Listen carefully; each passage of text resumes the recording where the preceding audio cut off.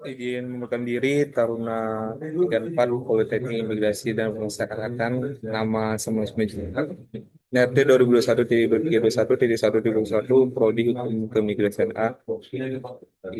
Bapak, izin saya akan menjelaskan feminisme hukum dalam konteks karena mobilitas global. Pertama-tama, apa itu feminisme hukum? Feminisme hukum dalam konteks mobilitas global hadir sebagai kerangka kritis yang menantang asumsi-asumsi uh, netral gender dalam hukum imigrasi, suaka, dan perbatasan internasional. Selama ini hukum migrasi tradisional sering dibangun di atas bayang-bayang sedentari bias, yaitu pandangan yang menganggap menetap sebagai norma dan pergerakan sebagai pengecualian, sekaligus mengabaikan pengalaman spesifik perempuan migran yang kompleks dan rentan terhadap eksploitasi ganda.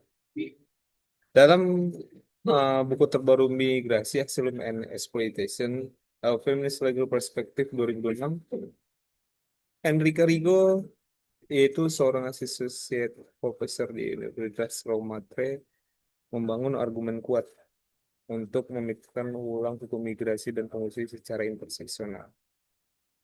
Berangkat dari kasus deportasi paksa perempuan pengungsi dari Roma ke Lagos pada 2015, Igo mengekspos keterkaitan mendalam antara mobilitas kerja dan reproduksi sosial, sambil menantang dikotomi hukum biner yang kaku seperti migrasi paksa versus ekonomi atau kerja bebas versus kerja upahan, serta mengajukan tuntutan radikal bagi kebebasan bergerak, freedom of movement. Feminisme hukum tidak sekadar menambahkan gender ke dalam analisis yang sudah ada, melainkan mengubahkan secara fundamental cara kita memilih siapa yang berhak lintas batas, mengapa mereka bergerak, dan bagaimana hukum menciptakan atau memperkuat kerentanan.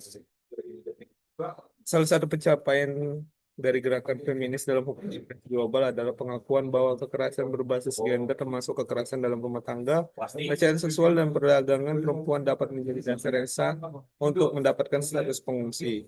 Dalam putusan bersejarah Pengadilan Kehakiman Uni Eropa CJEU pada 2024, kasus C621 Jungto 21 AH dan VN Federal Office for Immigration and Asylum, pengadilan mengakui bahwa perempuan yang menghadapi kekerasan domestik sistematis dapat dianggap sebagai kelompok sosial yang dilindungi sehingga memenuhi syarat status pengungsi. Namun para ahli hukum feminis seperti Sylvia Steininger dari Max Planck Institute memperingatkan bahwa kursi ini lebih merupakan pengejaran terhadap standar hak asasi manusia daripada revolusi feminis sejati.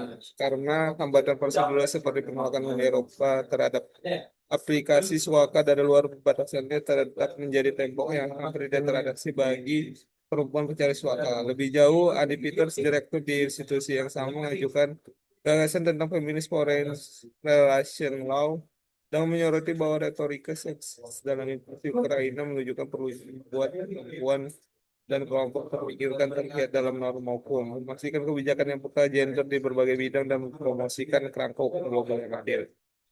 Dari perspektif hukum dan keamanan manusia, pendekatan feminis juga mengkritik keras bagaimana rezim migrasi kontemporer, terutama sistem bekerja imigran sementara, menciptakan kondisi yang menyerupai sistem kerja indentur di era kolonial. Sistem hibrid yang menggabungkan logika negara bangsa dan kapitalisme pasar ini secara sistematis mengeksploitasi tenaga kerja migran perempuan, menjadikan mereka sangat rentan terhadap pelecehan, non pembayaran upah, dan perampasan dokumen. Feminisme hukum menawarkan perspektif alternatif yang berpusat pada feminis kritik, kesadaran akan kebutuhan badania dan emosional, keterkaitan global, serta persimpanan berpusat pada keadaan dalam kehidupan sehari-hari para migran. Pendekatan ini menuntut pengayaan gender melalui wawasan dari teori migrasi serta kerja perempuan. Dalam konteks waktu, studi lintas disiplin menunjukkan bahwa gender memainkan peran krusial dalam setiap tahap proses imigrasi, mulai dari pengambilan keputusan hingga akses melintasi perbatasan. Hukum kebijakan dan praktik tata kelola migrasi dapat meringankan dan atau justru memperburuk hingga akses melintasi Batasan hukum kebijakan dan praktik tata kelola imigrasi dapat meringankan atau justru memburuk ketidaksetaraan gender, dan seringkali kebijakan yang ada justru melanggar stereotip dan melayani tujuan politik yang tidak terkait dengan perlindungan. Sebagai contoh di kasus Indonesia sendiri, tidak dalam migrasi, cuman hukum feminisme terjadi baru-baru ini dalam suatu podcast adalah Naswa Shihab tentang bagaimana seharusnya perempuan itu adalah perempuan yang mandiri, tidak dilindungi, namun mendapatkan hak kesetaraan. Hal ini juga yang menjadi patokan kita untuk membahas secara internasional dari ranah imigrasi dan mobilitas internasional. Sekian presentasi dari saya. Mohon maaf bila ada salah kata, dan tunggu sini untuk memenuhi dari Pak sebagai dosen dari filosofi hukum. Sekian dan terima kasih.